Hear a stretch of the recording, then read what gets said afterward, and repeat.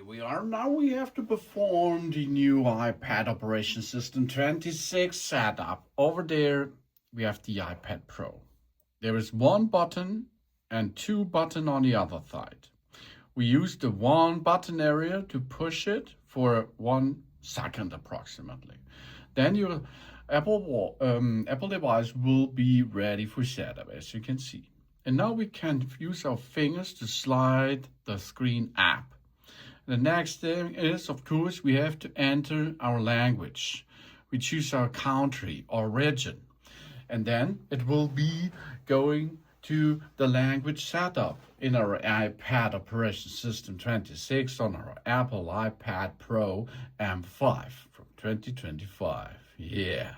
So now the next thing is the appearance. We choose how we would like to text and icons to look on our iPad. You can choose small, default, medium, or large. Let's continue on this. Now we are able to make a quick setup if we have an Apple device near me, or we can go to next step. Now we can see the written and spoken language. That means we can customize this, or we use the keyboard in English UK, for example, or emojis and so on as we like. We can customize this into different stuff we like and we prefer. Then, of course, the next step is we have to connect to a Wi-Fi network to enable to sign in our Apple device to the Apple network.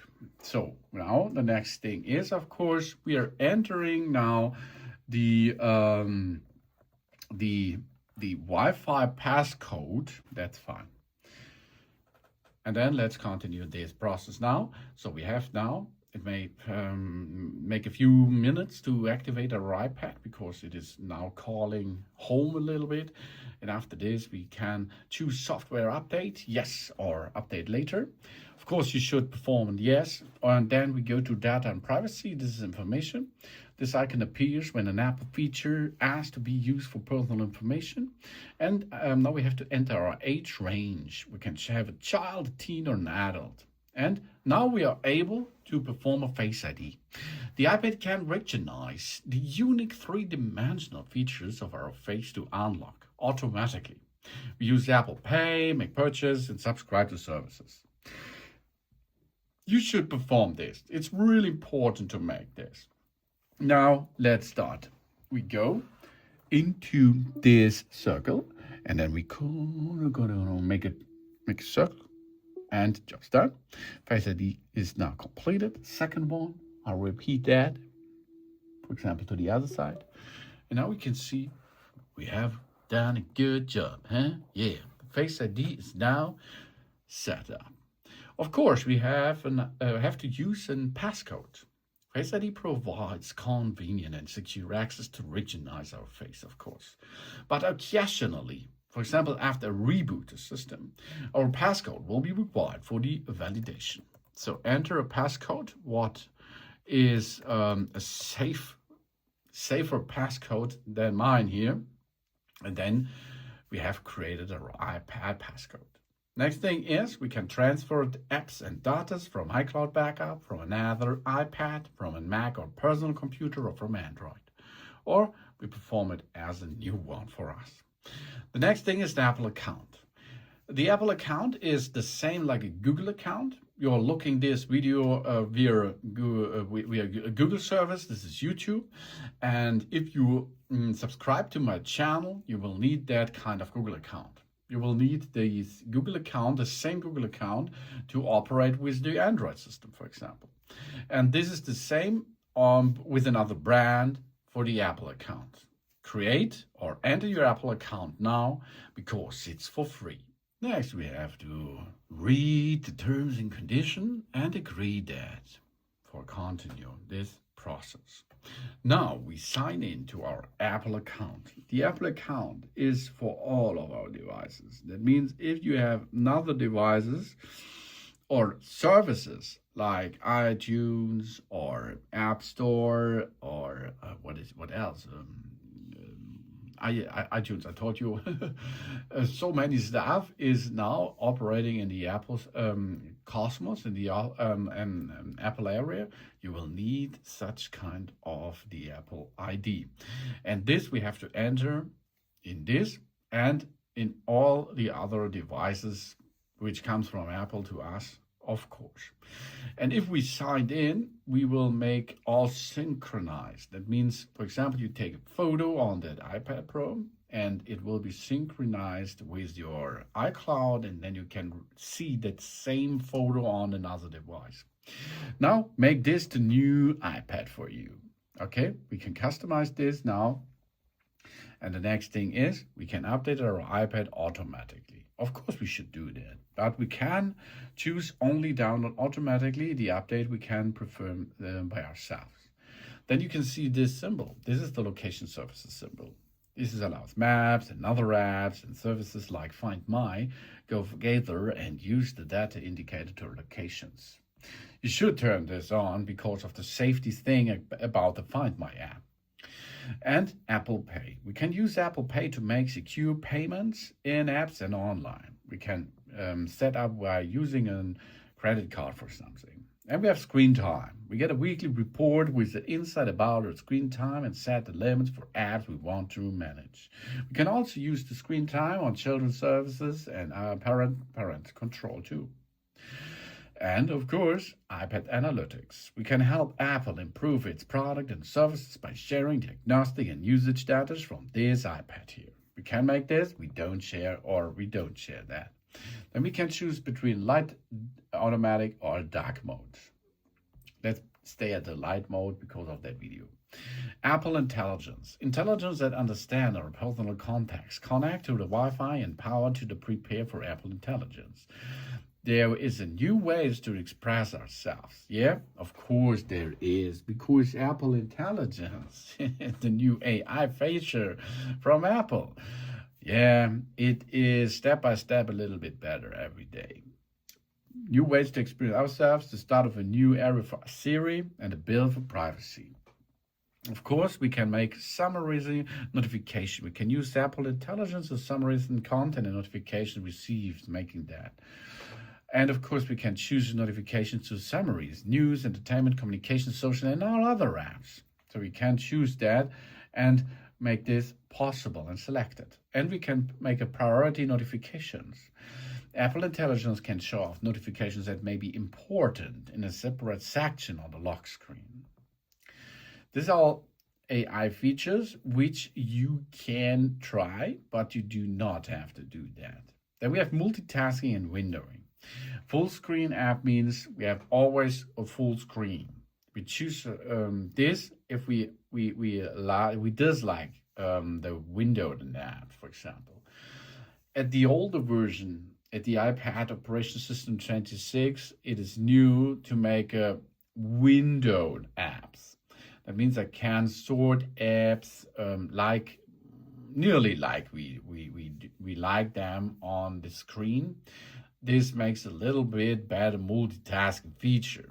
But I think the previous model of the iPad Operating System was great enough with an easy slide into, another app slide into it. That was really good. That was picture in picture.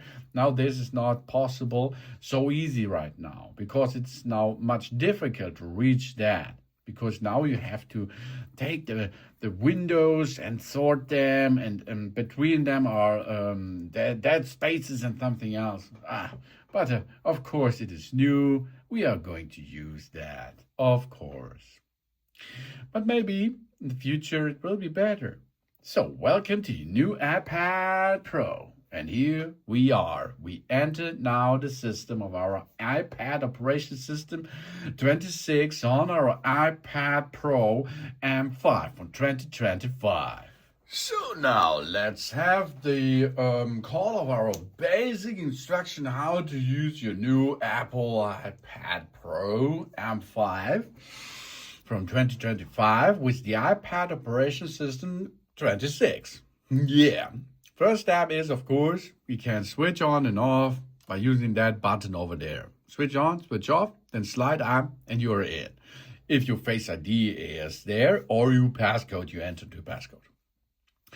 Then use your fingers This is the home screen, yeah? The home screen. This is the home for you. And on the home screen, there are widgets and apps. This here, this little stuff here, these are apps. For example, the App Store. This brings you millions of apps which you can download and use. Games, books, television, settings, Face ID time. This is for Face ID, communication, face-to-face, files, operating files, maps for navigation, home for smart home and camera system and something else. On the bottom side, we have here the favorite apps. That means there you can make messages. This is the browser to go to the internet. This is iTunes, Mailbox, calendar, photo app, and so on. To navigate now or to use such an app, push on it. Yeah, that means push on it and it will be start immediately. If you dislike this, you like to go back to the home screen, swipe a little bit up. Okay, you're back on the screen. To edit here something, push on it, hold it. Then you see you can choose a bigger or smaller dimension. Or of course you can remove that kind of widget. You can perform the same with an app here. You can make this bigger, get this much bigger, and push this. And of course you can edit such stuff, for example. Edit the widgets, can now change the widget. And of course you can remove it and you can delete it. You can get it back out of the App Store, but it's not already lost for you. Then, of course, we can swipe to the right, to the left. You can see more apps, like a journal, tabs, calculator, and so on. So if you like to open an app, push on it. Then you can use the app like you need it. And if you like to make multitasking, you can go over there and make it smaller, for example. Then, of course, we can navigate this to another area. We can then go and use this space for another app or something else. Or, of course, you can come from the upper side a little bit down and see here calculator settings, edit that calculator stuff, make a view, make a window. That means we can enter to full screen mode, for example, or we go a little bit down and we exit the full screen mode again, and so on. Really cool. We get back, swipe from the bottom up, and you see the calculator is already there to use, ready to use, of course. Then, of course, we can open another app, for example. Here we are. Okay, good job. And here's the same. We can make window mode or not the window mode. But you can stay there. You see that button over there. You have here the possibilities to delete the thread, make it small or make it smaller, not full screen mode. And you can make here the move and the resize it. For example, we can go to the left side. And you can see we now have two of them in the center. One is there, the other is over there. And we can use them one time over there, one time over there. Multitasking, baby. And if you like to make them full screen, go again here, but you have already that on top. But you can still go to the app and the other one is not there anymore. Then, of course, you can go back and make this small, and it is we only running in the background. Okay, good job. Then we can go to the left side. There are more widgets and information about connected Bluetooth or other Apple devices. Use the same, push on it, remove the widget, push on it, for example, and change the size and push on it and edit the home screen, for example. And then, of course, we can grab one and pull the app to another location and let it drop there where you like, or drop it over another app. And then it will be makes automatically a folder for traveling, for example. Push again, and you're back in the standard way. go from the upside down and you see this glass effect. This means we are now entering to the lock screen, and the lock screen comes with the notifications and something else. If you go on the right upper side, swipe down a little bit there, you have here shortcut stuff to navigate to plan mode and make other stuff possible here. You can enter controls like you need it. If you go on the right side, you can choose or can get into the app library. The app library contains all sorted in folders, apps which are installed so far. Good job, hey? That's easy, wasn't it? That's really easy, huh? To swipe between different apps which are running in the background, swipe app in the center, and then you will see here are 3 apps running in the background, for example. To shut them down but not delete them, swipe up, and the apps are then not running anymore. If you like to change something, go to settings. Then you can see software updates, and here you can see, of course, Matter accessories, screen capture stuff, background, and so on. Language, region, accessibilities, Apple Intelligence, you can choose here, control center, and so on. Here is the control, the general control of everything, what you like to perform. Of course, you can go and make this gesture to open all of them, and the gesture of navigating 3 fingers on the side. Then, of course, what's going on you can perform is with that device is, of course, you can use this with a Magic Keyboard. You can see now I am using the Magic Keyboard with controlling that iPad Pro now. That's possible. But for this, you have to enter to dock this system onto a Magic Keyboard, for example. That means you can use an external keyboard and a holding feature. What's going on? I think that's enough for a basic instruction of navigation. You have a lot of possibilities here with a lot of apps, with a lot of smart stuff is coming in the future, of course.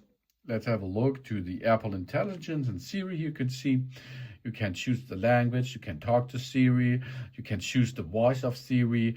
Of course, you can make suggestions which they made for you, and of course you can choose the apps which are on the computer, not on the computer, on the iPad, and what we can do with the Apple Intelligence services with that.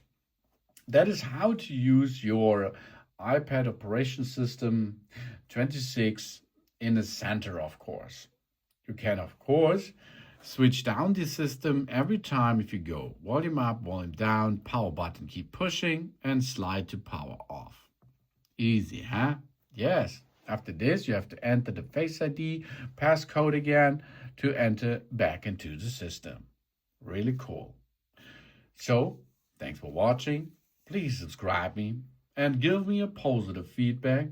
And of course, I hope to see you again on my channel.